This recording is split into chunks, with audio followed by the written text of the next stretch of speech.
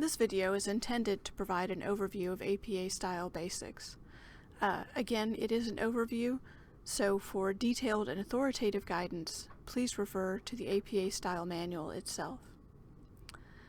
APA-style is intended to be concise, consistent, clear, and bias-free. There are some general formatting rules. Double space the text of your paper. And what's new here is to add an extra blank line after the title on the title page and between the text and a table or figure. We still use 1-inch margins. The list of recommended fonts has expanded, but it is important to be consistent. The page number is still at the top right-hand corner, and this is new, all section labels and headings are now bold.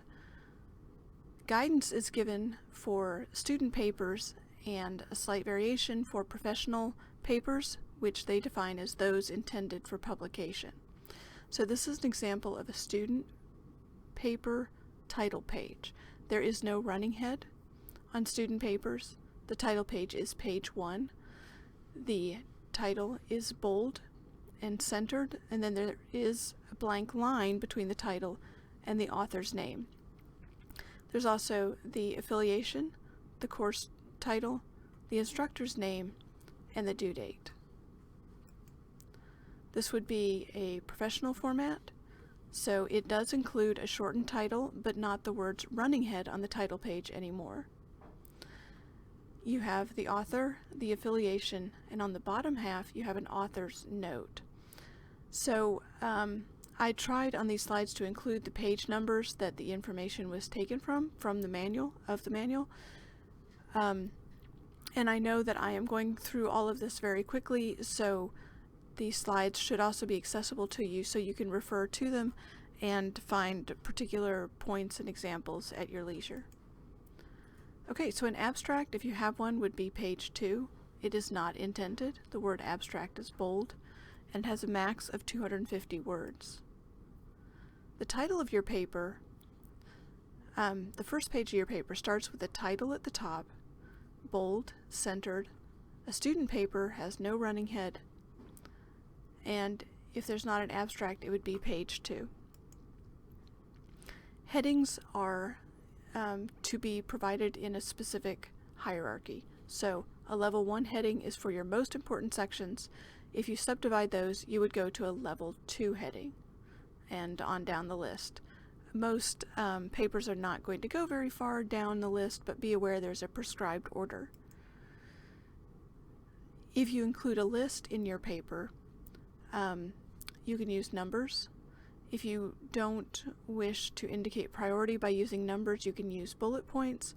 If you include a list in a sentence, you would generally use lowercase letters as indicated in the third example.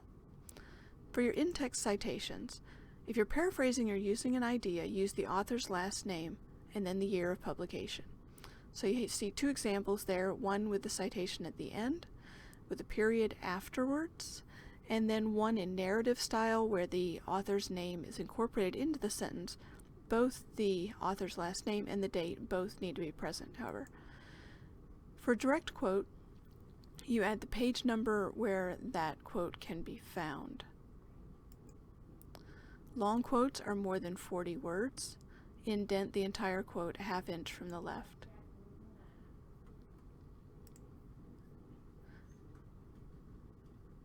For citations, if you have 2 authors, you would combine the names with an ampersand. For 3 or more authors, you can include et al. This is new with the 7th edition, that you can start this with 3 authors. For the organization's name, in a citation, for your first citation, write it out and include the acronym. After that, you can just use the acronym. If the author's name isn't known, you can use the first few words of the title.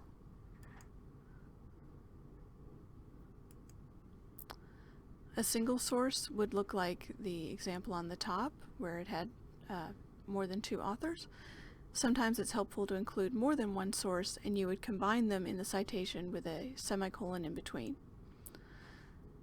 If you are using information that is cited in another source, it is helpful to see if you can use the original source.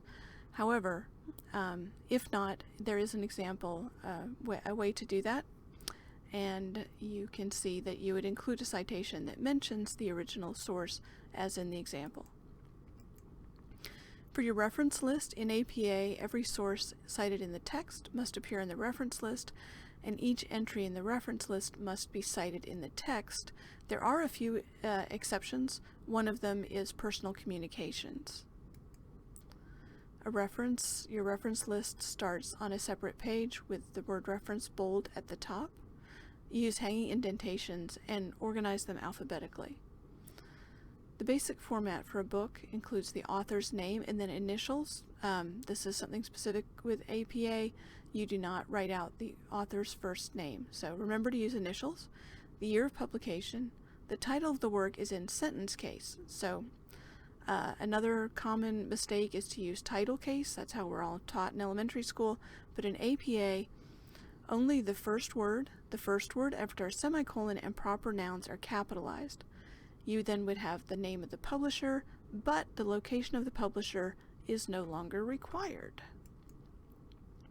You might have an edited book, in which, with no author, you could put the editor's names at the beginning. Another common scenario is to be creating a reference for a book chapter. So you would use the author of the chapter and then include information about the book. Article references follow this format. You have the author's name, the year, the title of the article, the title of the periodical, and this is about the only title that's going to be in title case. It's also italicized. The volume number, issue number, and pages, and you see the example below. Again, I know I'm blitzing through this really quickly, so do look at the slides if you want to see more detail. The DOI is a digital object identifier, so it's supposed to be like a permalink to an online source. The format for these has changed, so it is to be in the format of a link with HTTPS and the other stuff here. So this is with a DOI in the library database. If it doesn't have a DOI, but you found it in a subscription database, then you do not need to include the database name and URL. However, if you find it online, something online that's generally accessible, that's when you would include the URL. However, you no longer need to include the words retrieved from. There is guidance, extensive guidance in the manual on audiovisual material. I just included a little bit here about whose name would be considered, should be put in the slot for creator or author. There's also a good bit of guidance on social media. Websites and web pages can be tricky. So you want to create references for the web pages that you go to. If you just generally mention a website,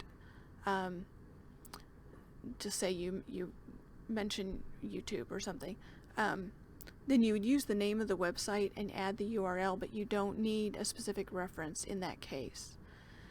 In your references, include the specific date if possible, not the words retrieved from, and you don't need the date retrieved unless it's designed to change regularly. A lot of organizations have websites, so if the website name and the author, in this case the organization, are the same, then you can omit the site name. So a lot of fun new guidance there in the 7th edition. So here's some example. You have authors, in this case, a more specific date than we saw with a book, the title of the work, the site name, and then the link. I included this chart. You can refer to it. It is also on the in the APA manual on page 284.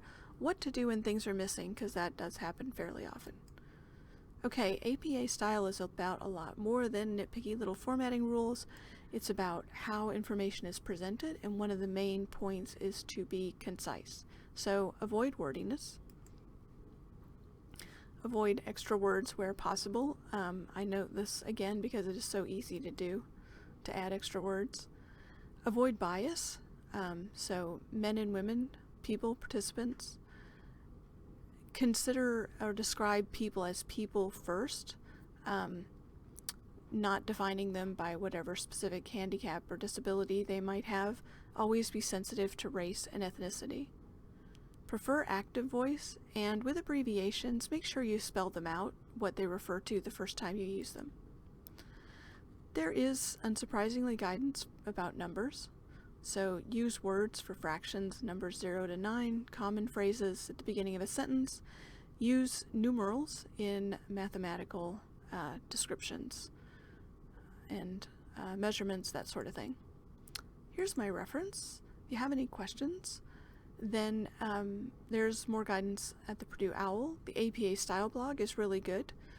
Of course, there's always the manual itself. You can email me, and there's an APA tutorial that provides more detailed guidance. So that sums it up. Thanks so much, and again, please feel free to contact me.